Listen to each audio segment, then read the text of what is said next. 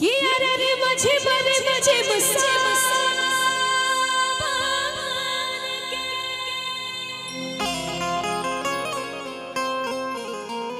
कि बरसेला बदरिया रे। और सारे कावड़िया भाई मिलके दरबार में जाके झूमते हैं और नाचते हैं। और नाचना है और गाना है कैसे, हाथों को उठा के उठाइए पूरे पूरे हाथ को और मेरे साथ गाना है और ताली बजा के कैसे कि नाचे कवरिया शिव के डगरिया बन के पुजरिया रे। नाचे कवरिया शिव के डगरिया बन के पुजरिया रे। रे मुझे सावन के, रे मुझे सावन के और सलाम करिया रे रे वाह। अच्छा एक बात बताइए, अभी नीरज भैया बोल रहे थे कि बहुत हम लोग थक जाते हैं, आराम करने के लिए आते हैं, लेकिन दरबार में जा करके जो झूम लेते हैं, नाच लेते हैं, गा लेते हैं, उनकी सारी तकलीफ ही गायब हो जाती है। इसलिए झूमना नाचना जरूरी है। चाहेंगे जितने भी बम है एक बार खड़े हो जाए, सभी खड़े हो जाएंगे। कहते हैं कि जब तक रही दहिया में दम, तो बोलो कमरिया,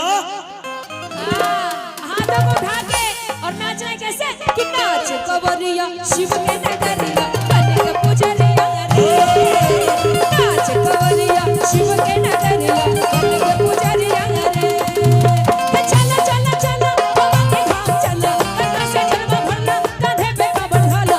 चला चला भोला के धाम चला, कंधा से जलवा भरना कांधे पे कांवड़ ढाला। कि कट जाई रहिया कठिन बा। अरे जना बोली बाप ओकर काम होई काम। कहते हैं कि दरबार में जिसने किया शर्म उनके फूट गए कर्म। इसलिए दरबार में शर्म नहीं करना है। हाथों को उठा के उठाइए, सभी हाथों को लंबे लंबे। देखिए कहावत है, जितनी ऊपर हाथ उठाइएगा उतनी जल्दी ऊपर जाइएगा, तरक्की की राह, तरक्की की ओर ऊपर जाइएगा।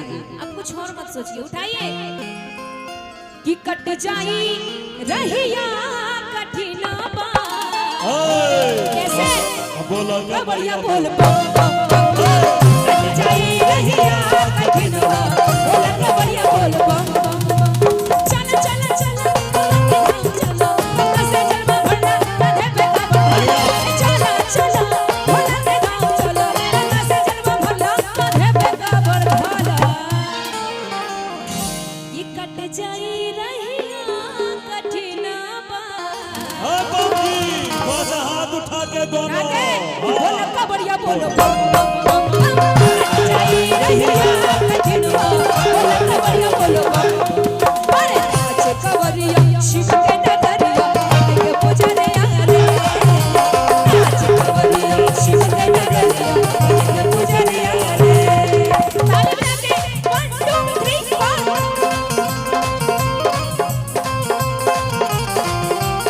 ये हो क्या बात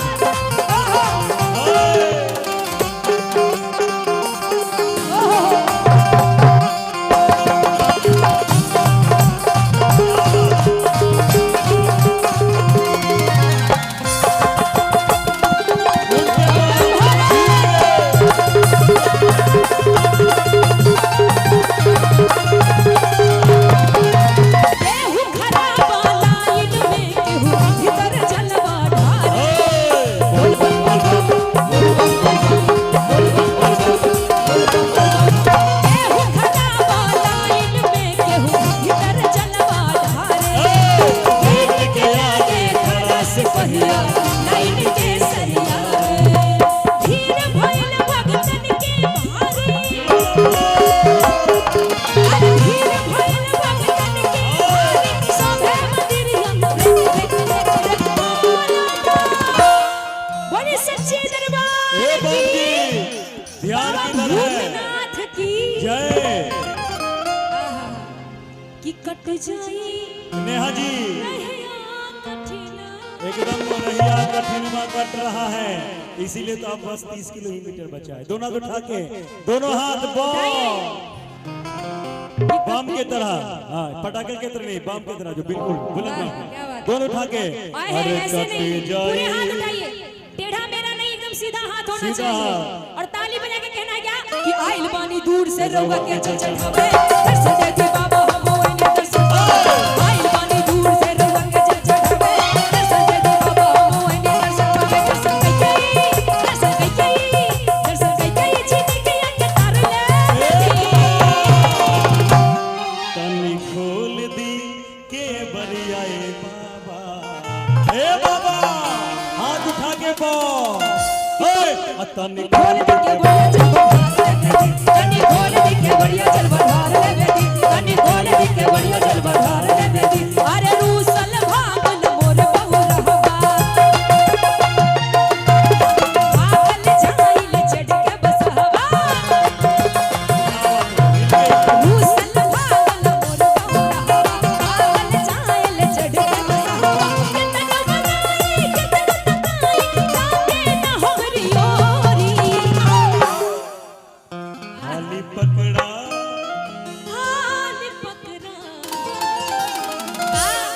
हाली पकड़ा है गणेश बबुआ बासहा के डोरे पकड़ा है गणेश बबुआ बासहा के डोरे नाच कवरिया शिव के नगरिया के पुजरिया रे नाच कवरिया शिव के नगरिया के पुजरिया रे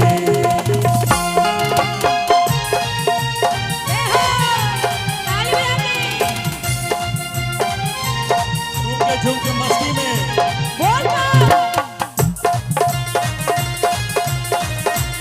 ओहो किया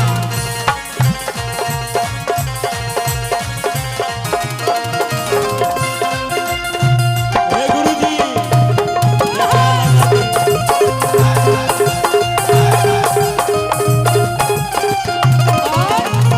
बाबा के दरबार में चाहे वो बच्चे हो बूढ़े हो जवान हो सारे लोग आते हैं इसलिए नर नारी बच्चा और बूढ़ा सभे कोई हवाया बोल बम बोल बम बोल बम बोल बम बोल बम बोल बम नर नारी बच्चा और बूढ़ा सभे कोई हवाया भोला के भक्ति से देवघर गली गली हर साए चारों ओरिया नाचे कंवरिया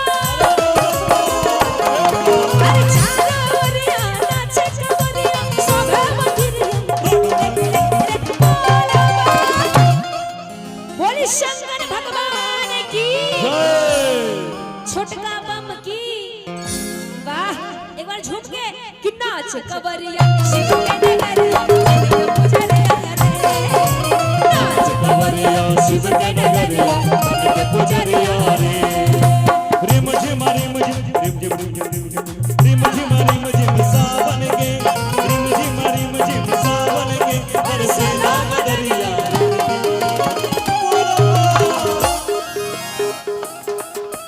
वन टू थ्री झूम के नाच कवरिया गुरुजी नाचे कमरिया शिव के नगरिया बन के पुजरिया रे 500 रुपया इन कलाकारों को नेहा सिंह जी को और हमारे साउंड इंजीनियर मनोज भाई को भी 500 रुपया और एक विशेष सूचना है कि जो भी लोग यहाँ हैं जो भोजन नहीं किए हैं कृपया उससे गुजारिश है कि वो भोजनालय में जाके भोजन करें। संगीत का कार्यक्रम अभी चलेगा, अभी और लोग कलाकार हैं, सबकी हाजिरी होनी है, लेकिन जो भोजन नहीं किए, भोजन के बाद भजन और अच्छा लगता है। तो पहले जो लोग बचे हुए हैं वो भोजन कर लें। और दूसरी सूचना है कि अगर किसी कमरिए के साथ कोई घटना हुई है, बटुआ चोरी हो गया है, कुछ घटना घट गई है, या उनका पैसा कम पड़ गया है कि देवघर तक कैसे जाएंगे, कैसे प्रसाद खरीदेंगे, हमारे साथ 3-4 बच्चे हैं, उनको कैसे मैं घर ले जाऊंगा, बड़ी परेशानी हो गई है, तो घबराना नहीं है। श्री राम सेवा संघ के अंदर ये एक मोबाइल सेवा चलता है मनोज भगवती जागरण का, जो सुल्तानगंज से लेकर देवघर तक फैला हुआ। हम यहाँ के आजीवन सदस्य हैं और मेरी उम्र 70 बरस है। कोई लौंडा छौंडा मत समझिएगा, हमको काफी एहसास है इस रास्ते का। 36 बरस आप एक तरह कमलतुआ बन के हम कांवड़ ढोए हैं। तो वैसे लोग बिना हिचक, ये मेरा कुछ नहीं है, आप सोच रहे हो कि हम पैसा किसी को देने वाला हम कौन है? दाता एक राम, भिखारी सारी दुनिया। वाह देनहार कोई और है, देनहार कोई और है, भेजत जो दिन रैन।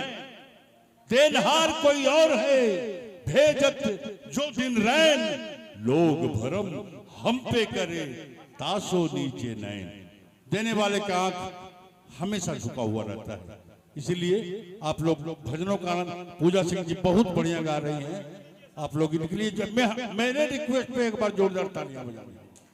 कलाकारों को जब तालियां मिलती है ना, नेहा सिंह जी देखिए पहली मुलाकात है, भूल चूक माफ, बूढ़े हो गए थोड़ा भूलते हैं, तो इस शिविर में हैं, आजीवन सदस्य हैं। नेहा सिंह जी पहली मुलाकात आपसे है, बहुत हाँ बहुत अच्छा, हमारे साथ रहिएगा। तो लीजिए अब हम समय नहीं लेंगे, नेहा सिंह जी।